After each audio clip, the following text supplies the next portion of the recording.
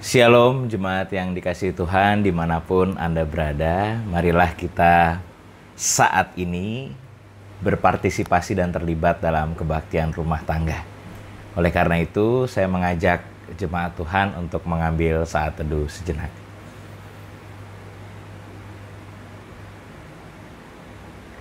Marilah kita memujikan Kidung Jemaat nomor 64. Bila kulihat bintang gemerlapan.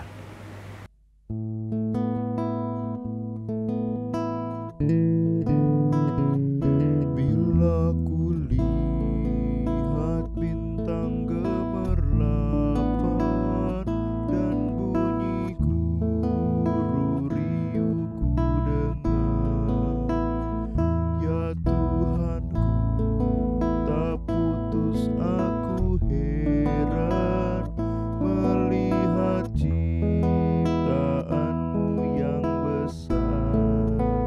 Maka jiwaku pun memujimu, sungguh besar Kau Allahku. Maka jiwaku pun memujimu, sungguh besar Kau Allahku.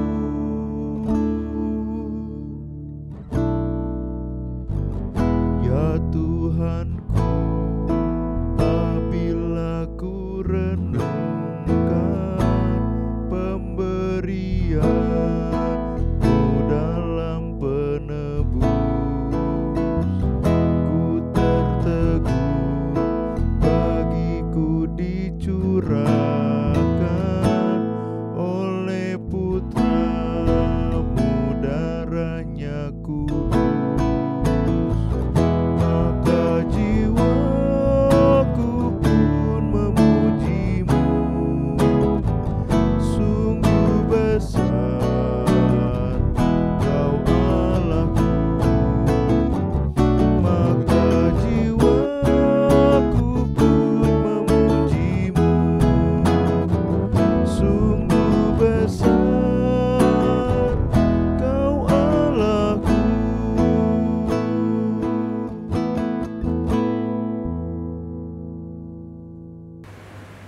Mari jemaat Tuhan, sebelum kita mendengar dan merenungkan sabda firman Tuhan, kita bersama-sama bersatu di dalam doa. Mari kita berdoa. Kasih Tuhan yang begitu indah bagi kami, perlahan-lahan boleh kami rasakan menguatkan kami. Terlebih ketika saat ini kami boleh untuk bersekutu bersama dalam kebaktian rumah tangga, bersama dengan orang-orang yang kami kasihi dan yang kami cintai di sekitar kami. Oleh karena itu ya Bapa, kiranya rahmat kudus yang datang daripada Roh-Mu menyertai kami, sehingga firman yang boleh kami dengar, firman yang menguatkan kami untuk dapat hidup murni di hadapan Allah. Demikian juga hamba-Mu yang penuh dengan keterbatasan ini, agar dipakai sesuai dengan apa yang Kau mau ya Tuhan, sehingga firman yang boleh dinyatakan merupakan firman yang datangnya daripada Tuhan saja untuk diperdengarkan. Maka berfirmanlah bagi setiap kami ya Tuhan, karena kami telah siap dan rindu untuk mendengarkan sabda-Mu. Hanya di dalam nama Kristus Tuhan kami telah berdoa. Amin. Jemaat yang dikasihi Tuhan, marilah kita membuka bagian bacaan kita saat ini, diambil dari 1 Petrus pasal 4 ayat 12 sampai 14. 1 Petrus pasal 4 ayat 12 sampai 14. Mari kita membacanya. 1 Petrus 4 ayat 12 sampai 14, Lembaga Alkitab Indonesia memberikan judul Menderita sebagai Kristen. Saudara-saudara yang kekasih, janganlah kamu heran akan nyala api siksaan yang datang kepadamu sebagai ujian, seolah-olah ada sesuatu yang luar biasa terjadi atas kamu. Sebaliknya, bersukacitalah sesuai dengan bagian yang kamu dapat dalam penderitaan Kristus, supaya kamu juga boleh bergembira dan bersuka cita pada waktu Ia menyatakan kemuliaannya. Berbahagialah kamu jika kamu dinista karena nama Kristus, sebab roh kemuliaan, yaitu roh Allah, ada padamu. Demikianlah pembacaan firman Tuhan. Berbahagialah bagi setiap kita yang mendengarkan firman Tuhan dan juga melakukan di dalam hidupnya. Haleluya. Jemaat yang dikasihi Tuhan, di awal pemberitaan firman ini saya mengajak kita, jemaat Tuhan dimanapun Anda berada, untuk mencoba merecall atau mengingat kembali pengalaman semasa hidup di masa yang lalu. Saya mengajak kita untuk mengingat masa-masa di mana kita ada dalam titik terendah, di mana kita sedang mengalami keterpurukan yang terdalam. Saya punya pengalaman itu, saya mengingatnya. Tapi saya juga mengajak jemaat Tuhan, ibu bapak, pemuda remaja, atau anak-anak dimanapun berada, untuk coba mengingat di masa-masa ketika ada dalam titik terendah atau ada dalam masa-masa keterpurukan. Saya beri waktu kurang lebih 30 detik. Coba diingatkan kembali. Coba dipikirkan kembali masa titik terendah itu.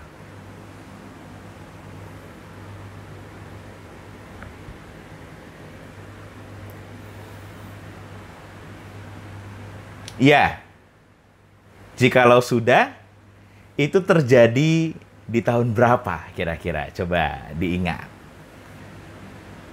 Ketika itu terjadi, bagaimana perasaan jemaat Tuhan saat itu? Putus asakah? Marahkah? Kesalkah? Atau berpengharapan dan beriman?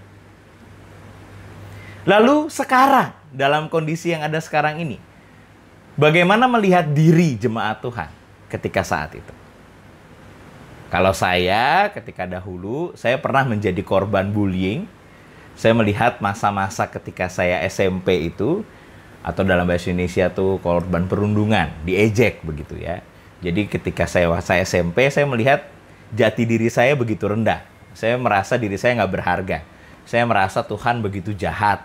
Kenapa kok menempatkan saya di sekolah yang teman-teman saya tidak ada yang menyukai saya? Ketika saya melihat masa itu, tentu sedih. Tetapi di saat yang sama, ketika sekarang saya melihat diri saya, membandingkan dengan masa yang lalu, di sisi yang lain saya bersyukur bahwa ternyata pengalaman yang tidak enak itu, pengalaman yang menyulitkan itu, ternyata membentuk saya untuk menjadi pribadi yang seperti sekarang ini. Sehingga saya merasa bersyukur karena Tuhan sebetulnya tidak meninggalkan saya, tetapi Tuhan sedang membentuk saya dengan cara Tuhan. Akhirnya apa yang saya dapat? Yang saya dapat adalah berani untuk melakukan sesuatu yang benar. Yang saya dapat adalah berani untuk tetap percaya diri, berkomunikasi dengan orang banyak, tanpa malu atau tanpa takut diejek. Kenapa? Karena saya merasa diri saya berharga ketika Tuhan ada bersama-sama dengan saya. Itu refleksi saya.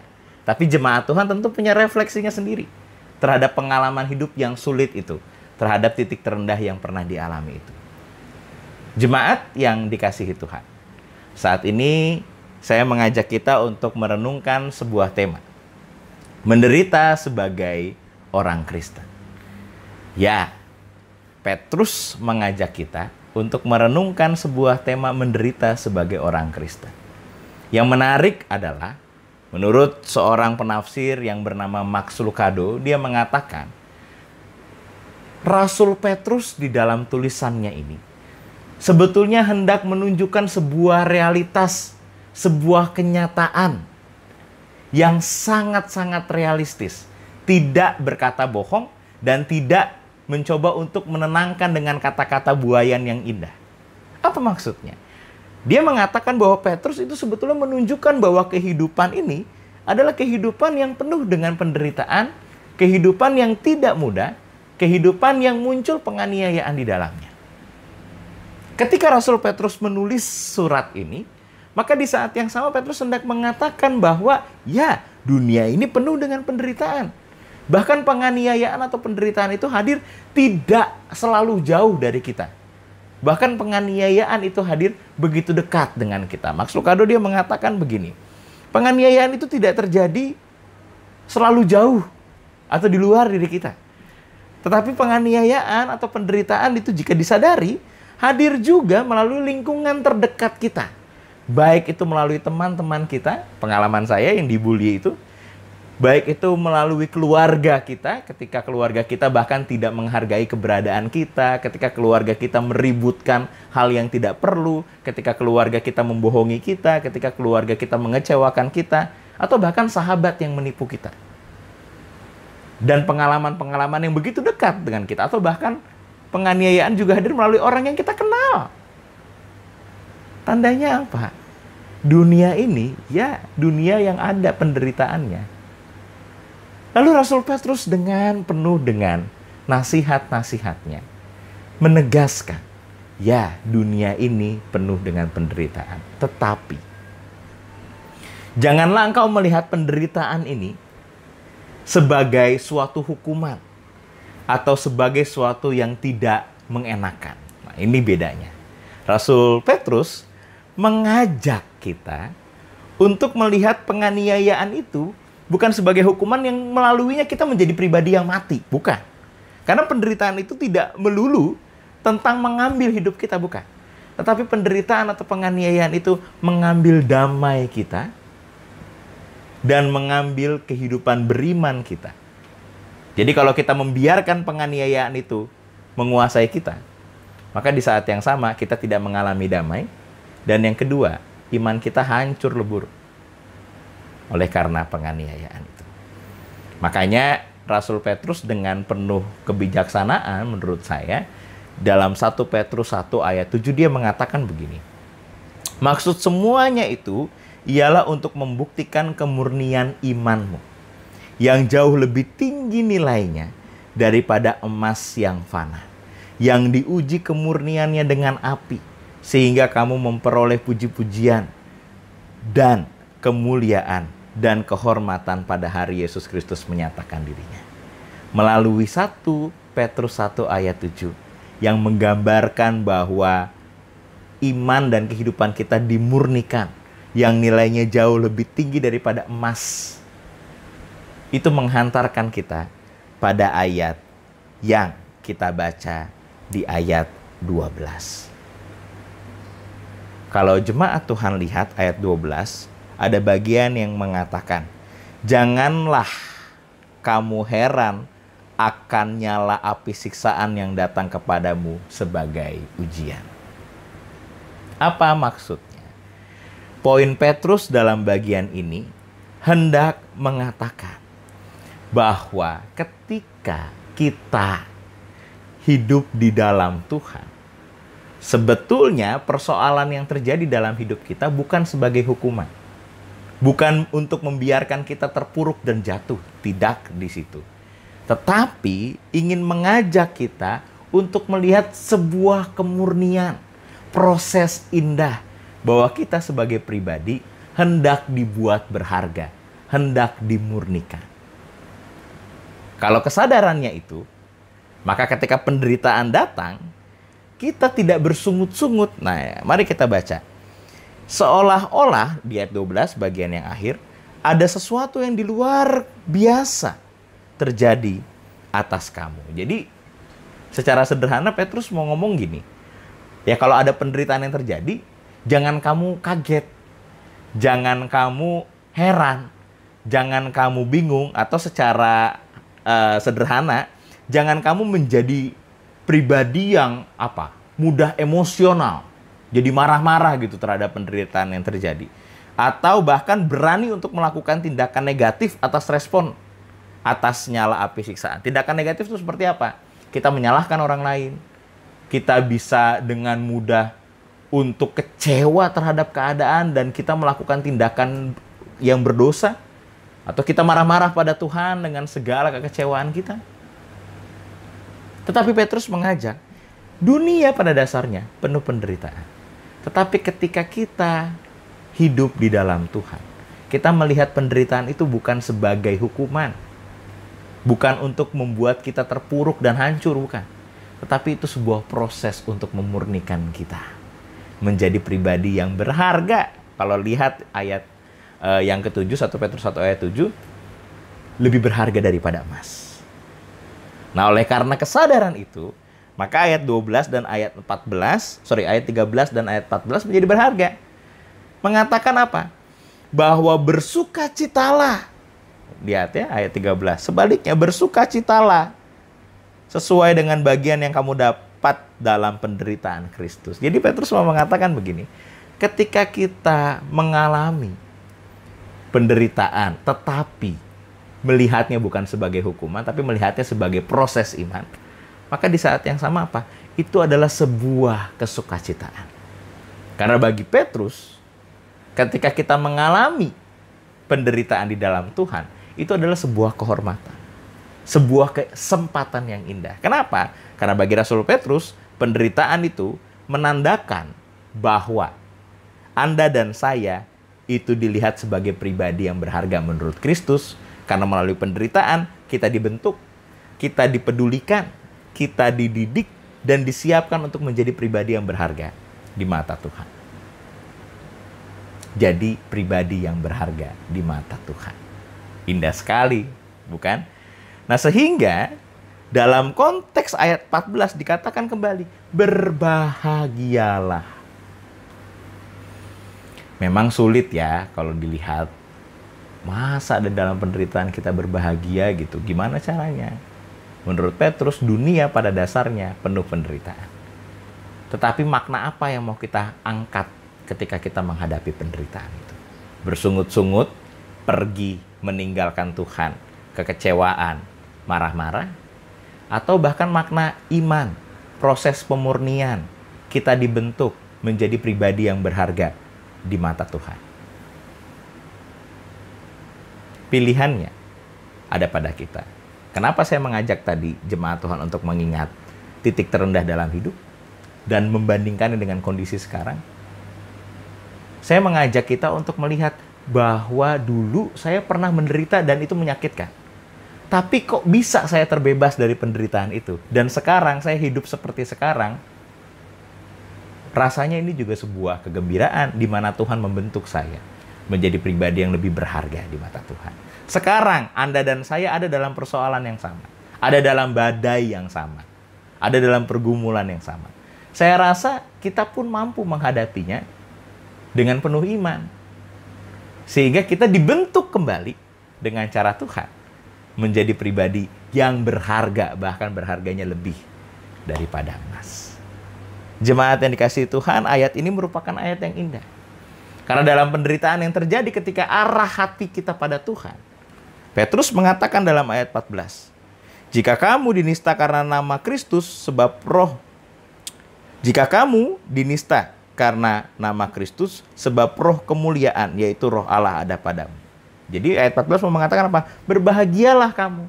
Kalau kamu dinista, kalau kamu disiksa, kalau kamu mengalami penganiayaan atau penderitaan. Karena dalam proses itu, roh Tuhan, roh Allah, roh kemuliaan ada padamu. Yang memampukan kita untuk menghadapinya dengan makna bahwa kita sedang dibentuk menjadi pribadi yang berharga. Maka jemaat yang dikasihi Tuhan, sebagai pribadi, melalui kesetiaan kita pada Tuhan, melalui situasi apapun, sebetulnya dengan kesadaran kesetiaan pada Kristus, membuat kita dimurnikan menjadi pribadi yang berharga. Lebih berharga dan lebih tinggi nilainya daripada emas yang murni. Petrus memakai ilustrasi emas. Kenapa? Karena proses pembentukan emas, proses menunjukkan kemurnian emas harus melalui api yang sangat panas, melalui benturan-benturan keras, sehingga kemurnian emas itu terlihat. Emas indah, murni bagus, tetapi proses keindahannya itu melalui panas api yang begitu tinggi, melalui benturan-benturan untuk membentuknya. Petrus mengatakan, penderitaan dalam hidup bagaikan proses memurnikan kita. Sehingga kita pun mampu lebih murni daripada emas di hadapan Tuhan. Sehingga penderitaan dilihat bukan sebagai hukuman, kalau menurut Petrus, tetapi dilihat sebagai proses pemurnian diri Anda dan saya. Sebagai penutup, saya mau bercerita tentang Viktor Frankl. Dia adalah seorang neurolog, psikiater Austria, dan juga korban Holocaust atau korban penyiksaan dari Jerman di masa Perang Dunia Kedua terhadap kaum atau orang-orang Yahudi. Dalam sejarah Holocaust, ada namanya kamp konsentrasi Auschwitz yang terkenal sangat kejam untuk membunuh, menyiksa orang-orang Yahudi. Viktor Frankl ada di sana. Dia mengalami proses penderitaan itu, tetapi dia selamat. Dia bisa pulang, dan dia bisa berjumpa dengan orang-orang yang dia kasihi. Dalam proses penderitaan yang dia alami oleh Viktor Frankl di kamp konsentrasi, dia menulis buku. Dan dia menjadi sosok yang terkenal karena terapi-terapinya. Dia menjelaskan bahwa hidup ini, asumsinya, menurut Frankl, adalah penderitaan. Tetapi baginya adalah penting untuk menemukan sebuah arti dari penderitaan itu. Sehingga ketika kita menemukan sebuah arti dalam penderitaan itu, kita mampu bertahan. Kita mampu menjalani hidup ini dengan kekuatan. Nah, melalui kekuatan itu, menurut Frankl, itulah yang menjadi dorongan orang-orang untuk menemukan makna kehidupannya. Ketika menemukan makna kehidupan itu, bagi Frankl, itulah yang membuat orang-orang bisa selamat dari kamp konsentrasi, yang membuat mereka juga bisa berjumpa dengan orang-orang yang dikasihi. Jika orang tidak mempunyai makna, maka hidupnya akan stuck, putus asa, dan dia merasa bahwa mati adalah yang terbaik. Menurut Frankl, tidak. Ketika penderitaan itu hadir, kita menemukan makna dari penderitaan. Itu yang membuat kita memiliki kekuatan untuk hidup dan menyatakan yang terbaik. Maka dari kisah Viktor Frankl ini, mengajak kita untuk punya kesadaran. Kita harus menemukan makna. Petrus menunjukkannya bagi kita, setiap orang yang percaya pada Kristus, penderitaan menjadi proses pemurnian. Sehingga Anda dan saya menjadi pribadi yang berharga di hadapan Tuhan. Kita tidak akan selesai oleh karena penderitaan. Karena roh Allah, roh kemuliaan, menyertai Anda dan saya untuk menghadapi penderitaan, penganiayaan, dan menjalani proses pemurnian sebagai pribadi yang berharga di hadapan Tuhan. Amin. Saat teduh bagi kita sekalian.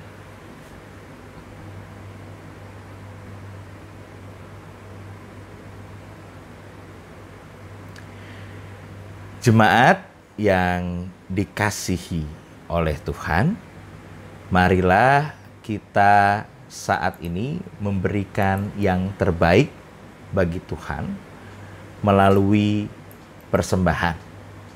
Persembahan bisa diberikan melalui QR code ke rekening GKP Bekasi atau transfer ke nomor rekening GKP Bekasi, atau juga bisa dihimpunkan di rumah jemaat masing-masing yang nanti akan dibawa ketika kita boleh berjumpa kembali dan beribadah kembali di gereja. Untuk itu, sebagai penghantar persembahan, marilah kita dengar firman Tuhan dari 2 Korintus pasal 9 ayat 7. Hendaklah masing-masing memberi menurut kerelaan hatinya. Jangan dengan sedih hati atau karena paksaan, sebab Allah mengasihi orang yang memberi dengan sukacita. Sambil kita menghimpunkan persembahan, marilah kita memujikan lagu Kecaplah dan Lihatlah.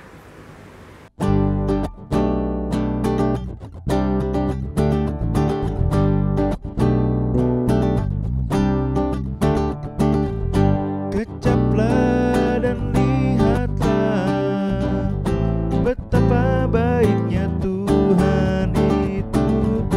Rasakan dan nikmati setia Tuhan.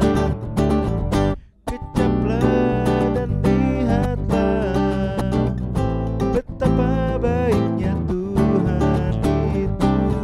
Rasakan dan nikmati kasih setia Tuhan. Syukur bagimu Tuhan, segala hormat bagimu Tuhan, Allah yang mengasihiku, Allah yang memeliharaku. Syukur bagimu Tuhan, segala hormat bagimu Tuhan, Allah yang mengasihiku, Allah yang memeliharaku selamanya.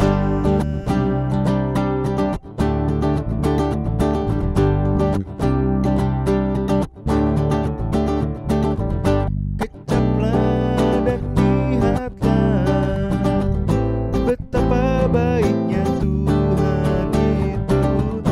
Rasakan dan nikmati kasih setia Tuhan. Kecaplah dan lihatlah betapa baiknya Tuhan itu.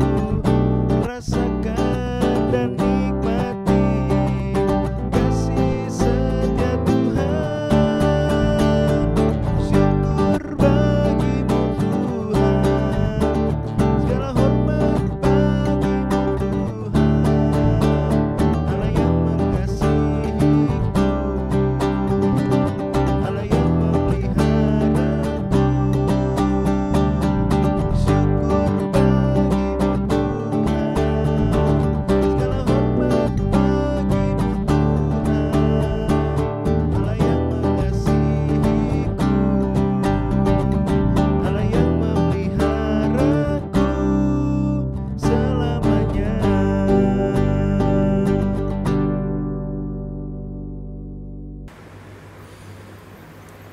Jemaat Tuhan, bagi kita yang telah memberi persembahan dan juga telah mendengar firman Tuhan, marilah kita bersama bersatu di dalam doa syafaat. Mari kita berdoa. Betapa bersyukurnya kami di dalam Engkau ya Tuhan, karena firman yang boleh kami dengar menunjukkan betapa kami menjadi pribadi yang berharga bagi Tuhan. Sehingga ketika kami mengalami penderitaan, ketika penganiayaan itu ada dalam hidup kami menurut Petrus tidak boleh putus asa atau bahkan janganlah heran, karena memang dunia ini adalah dunia yang penuh dengan penderitaan. Tetapi kami ingin menjadi pribadi yang melihat penderitaan itu sebagai proses pemurnian diri kami, sehingga kami tidak putus asa tetapi kami berpengharapan. Kami tidak mudah kecewa tetapi kami mampu beriman, sehingga kami bisa menang dari penderitaan dan kami menjadi pribadi yang murni dan berharga bagi Tuhan. Ya Bapa, begitu indah firman-Mu, tetapi ajarlah kami untuk bisa melakukannya dalam kehidupan kami sehari-hari. Kami mampu melakukannya sekarang ini, ketika badai penderitaan itu kami alami semua. Ya Bapa, hanya kepadamu lah. Karena kami ketika memohon, kami pun percaya bahwa di dalam Tuhan ada roh Allah yang hadir menguasai kami. Maka kami pun mau percaya bahwa kuasa yang indah itu baik benar untuk menyertai kami. Ya Bapa, kami juga boleh memberi persembahan. Kiranya Tuhan dapat memakai persembahan ini bagi kemuliaan nama Tuhan dan pelayanan di gereja Tuhan. Sehingga banyak orang yang semakin terlayani dan banyak orang yang semakin merasakan berkat pemeliharaan Tuhan. Ya Bapak, saat ini kami juga berdoa bagi keluarga-keluarga dimanapun berada. Bagi mereka yang mengalami dampak dari badai COVID-19, baik itu dampak kesehatan maupun dampak perekonomian. Kami mau berdoa agar melalui badai ini kami tidak putus asa, tetapi kami memaknai bahwa kami sedang dibentuk oleh Tuhan. Menang atas penderitaan dan hidup belajar untuk nantinya mengalami kesejahteraan. Ya Bapa, sertailah keluarga-keluarga itu untuk tetap boleh hidup, tetap dapat mencukupkan kebutuhan dasar sehari-harinya. Sehingga mereka semua boleh tetap yakin bahwa pertolongan Tuhan senantiasa indah pada waktunya. Kami juga mau berdoa, ya Tuhan, bagi keluarga-keluarga yang berduka karena kehilangan orang yang terkasih. Sehingga kami mau percaya bahwa Tuhan senantiasa menghadirkan penghiburan sejati bagi mereka, keluarga-keluarga yang ditinggalkan orang yang dicintai. Terkhusus bagi keluarga Ibu Dwi Tukiani, wilayah 10. Kami sadar kehilangan seorang ayah, seorang suami yang dikasihi. Begitu juga terhadap anak-anak yang kehilangan ayah yang dicintai. Kiranya mereka juga boleh dihiburkan, dikuatkan oleh Tuhan melalui karya dan cinta Tuhan. Ya Bapak, kami juga mau berdoa saat ini bagi pemerintah, bagi tim kesehatan, tim medis, polisi, dan TNI. Mereka yang sedang berjuang untuk mempersiapkan segala sesuatunya dalam menyambut kehidupan baru yang sering disebut belakangan ini dengan istilah new normal. Ya Bapak, ajarilah agar setiap kami juga boleh menyesuaikan diri dan belajar untuk beradaptasi. Sehingga melalui sistem yang sedang dibentuk, sistem yang sedang disempurnakan oleh pemerintah saat ini, membuat kami juga bisa menyesuaikan diri untuk melakukan kehidupan new normal atau normal baru dengan penuh kebijaksanaan. Sehingga kami juga boleh beraktivitas, bekerja kembali, saling menyapa kembali, tetapi juga melakukan kesadaran-kesadaran atau kepedulian atau tatanan-tatanan kesehatan sehingga tidak menimbulkan penyakit, tetapi boleh tetap menghadirkan sukacita dengan mengingat ada tatanan-tatanan yang harus kami jalani. Ya Bapak, kiranya Engkau juga boleh menyertai kami sebagai masyarakat dan juga sebagai warga jemaat yang nantinya akan menyambut dan hidup dalam tatanan baru new normal ini. Sehingga kami dengan hikmat dan kebijaksanaan yang telah Tuhan beri, dengan akal budi yang Tuhan berkati, membuat kami mampu beradaptasi dengan bijak. Ya Bapak, kami juga mau berdoa bagi gereja Tuhan, baik GKP Jemaat Bekasi maupun gereja-gereja lain, sehingga dalam pelayanannya boleh tetap menghadirkan sukacita di dalam Kristus Tuhan. Ya Bapak, inilah doa yang dapat kami nyatakan kepadamu. Kiranya di dalam nama Tuhan Yesus Kristus yang telah kami nyatakan di dalam kehidupan kami, setiap doa ini juga boleh menjadi sebuah keindahan. Ya Bapak, kami nyatakan doa ini kepadamu di dalam doa yang Tuhan Yesus Kristus ajarkan bagi kami. Bapa kami yang di sorga, dikuduskanlah namamu, datanglah kerajaanmu, jadilah kehendakmu di bumi seperti di sorga. Berikanlah kami pada hari ini makanan kami yang secukupnya, dan ampunilah kami akan segala kesalahan kami seperti kami juga mengampuni orang yang bersalah kepada kami. Dan janganlah membawa kami ke dalam pencobaan, tapi lepaskanlah kami daripada yang jahat, karena Engkaulah yang punya kerajaan dan kuasa dan kemuliaan sampai selama-lamanya. Amin. Jemaat yang dikasihi Tuhan, bagi kita yang telah berdoa, marilah sekarang ini kita menerima berkat Tuhan dengan mengarahkan hati pada Tuhan. Kita terima berkat Tuhan. Tuhan memberkati engkau dan melindungi engkau. Tuhan menyinari engkau dengan wajah-Nya dan memberi engkau kasih karunia. Tuhan menghadapkan wajah-Nya kepadamu dan memberi engkau damai sejahtera. Amin. Amin. Amin. Amin.